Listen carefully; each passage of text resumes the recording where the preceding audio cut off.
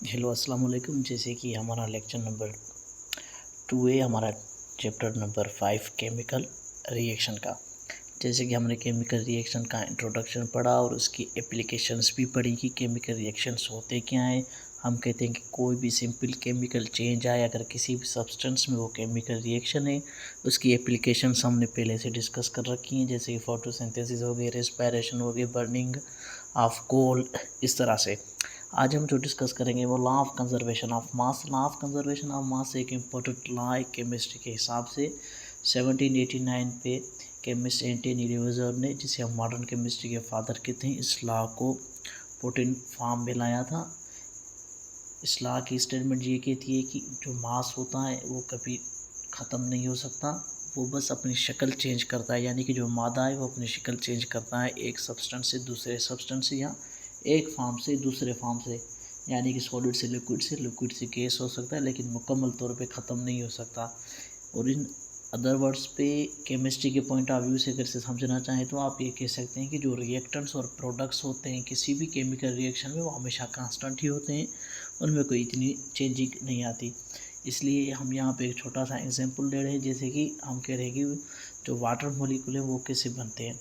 तो water molecule जो है कि उसमें 2 हाइड्रोजन के मॉलिक्यूल होते हैं और एक ऑक्सीजन का मॉलिक्यूल होता है।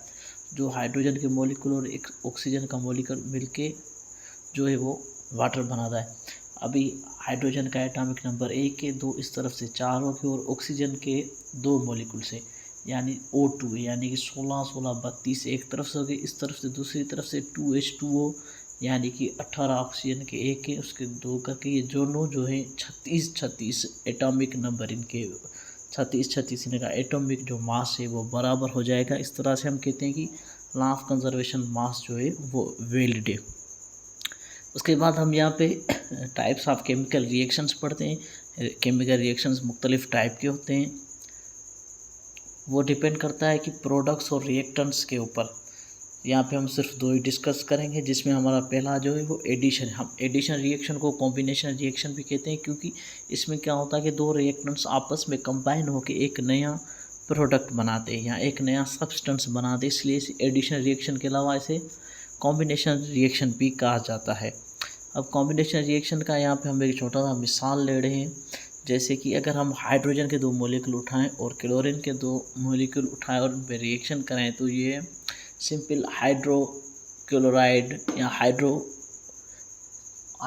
क्लोराइड बन जाएगी। सिंपल सी हमारी जो इस रिएक्शन में हाइड्रोजन क्लोराइड हम इसे कहते हैं, HCl जो है वो सिंपल सी रिएक्शन में बन जाएगी। इसे हाइड्रोक्लोरिक एसिड भी कहा जाता है HCl को। उसके अलावा हम दूसरा अगर रिएक्शन करें तो हमारा सोडियम क्लोराइड, जो हम टेबल साल्ट जिसे कहते हैं, उसमें भी हम सोडियम के 2 मॉलिक्यूल लेके और एक क्लोरीन के मॉलिक्यूल के साथ रिएक्ट कराएंगे तो 2 सोडियम क्लोराइड टेबल साल्ट के मॉलिक्यूल्स बन जाएंगे। तो इसी तरह से जो है कि ये हमारे एडिशन रिएक्शन है, क्योंकि हम सोडियम और क्लोराइड की एडिशन करके ही सोडियम क्लोराइड बना रहे हैं। उसके बाद हमारा सेकेंड टॉपिक आ जाता है, जैसे हम डिकम्पोजिशन रिएक्शन कहते हैं। डिकम्पोजिशन रिएक्शन जो है बिल्कुल मुख्तलिफ होता है, बिल्कुल चेंज है डिकम्पोजिशन रिएक्शन। डिकम्पोजिशन रिएक्शन क्या है कि 2 सब्सटेंस हैं, वो उनको हिस्सों में ब्रेक डाउन करके एक नया सब्सटेंस बनाया जाए, तो उसे हम कहते हैं डिकम्पोजिशन रिएक्शन। डिकम्पोजिशन रिएक्शन के लिए लाजमी है कि हीट होना लाजमी है, यानी कि ये रिएक्शन हीट की प्रेजेंस में होता है, क्योंकि जो सब्सटेंस है उसे तोड़ने के लिए हीट का प्रेजेंस होना लाजमी है। यहाँ पे हम उसकी एग्जांपल ले रहे हैं। कैल्शियम कार्बोनेट को अगर हम हीट करते हैं, सिंपल उसको लेबॉरेटरी में या एजा होम अगर हम उसे हीट करते हैं बर्नर के ऊपर, तो कैल्शियम हाइड्रोक्साइड और कार्बन डाइऑक्साइड अलग हो जाएंगी।